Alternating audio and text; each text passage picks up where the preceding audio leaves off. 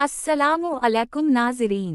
सबसे पहले गुजारिश है कि अगर आप दुनिया के सच पर मबनी वाक़यात, तारीख़ के पोशीदा राज और इंसानी हमदर्दी से जुड़ी कहानियाँ देखना पसंद करते हैं तो चैनल को सब्सक्राइब करें, वीडियो को लाइक करें और अपनी कीमती राय कमेंट्स में ज़रूर दें।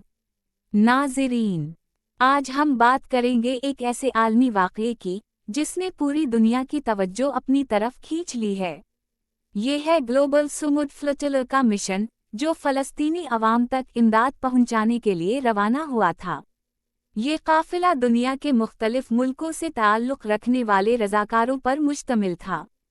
तुर्की, Spain, Sweden, Norway, Pakistan, Indonesia और यूरोप के कई ममालिक से। इन सब का मकसद सिर्फ एक था, ग़ज़ा के महसूर अवाम तक उम्मीद, रोशनी और मदद पहुंचाना। लेकिन नाज़रीन, ये अमन की किश्ती उस वक्त मुश्किलात में घिर गई जब इसराइली बहरी अफ़वाज ने बैन अल-अक़वामी पानियों में फ़लोटीला को रोक लिया। कश्तियाँ ज़ब्त कर ली गईं और 137 कारकुनों को गिरफ्तार करके इसराइल ले जाया गया। ये वो लम्हा था जब दुनिया भर में हंगामा बरपा हो गया। लोगों ने सवाल उठाया, क्या इंसानियत की खिदमत भी जुर्म बन चुकी है? फिर नाज़रीन, वक्त के साथ साथ आलमी दबाव बढ़ता गया।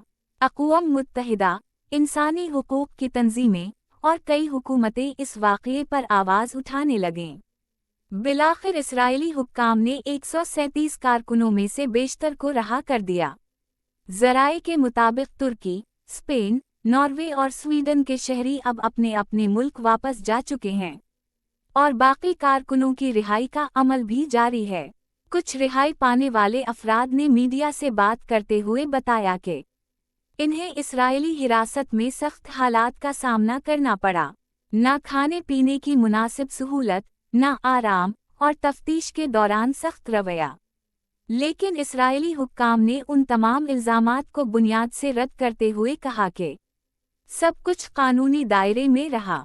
नाज़रीन, इस वाक़ये ने एक बार फिर दुनिया को ये सोचने पर मजबूर कर दिया है कि आज भी कुछ लोग हैं जो अपनी जान की परवाह किए बगैर इंसानियत के लिए आवाज़ बुलंद करते हैं। ये वो लोग हैं जिन्हें कौमियत, ज़बान या मज़हब नहीं रोकता, बल्कि वो सिर्फ इंसानियत के लिए खड़े होते हैं। और अब ताज़ा इत्तलात के मुताबिक एक नया फ़लोटीला काफ़िला ग़ज़ा की जानिब रवाना होने की तैयारी कर रहा है। इन कारकुनों का कहना है कि जब तक ग़ज़ा का मुहासरा ख़त्म नहीं होता, हम अपनी जिद्दोजहद जारी रखेंगे। ये है असल हौसला, ये है असल कुर्बानी, जब लोग अपने आराम छोड़कर दूसरों के लिए रोशनी बन जाते हैं। नाज़रीन, ये कहानी हमें ये सिखाती है कि इंसानियत की खिदमत सबसे बड़ा जिहाद है। जो दिल दूसरों के दर्द में धड़कता है, वही दुनिया का असल अमन सफ़ीर है।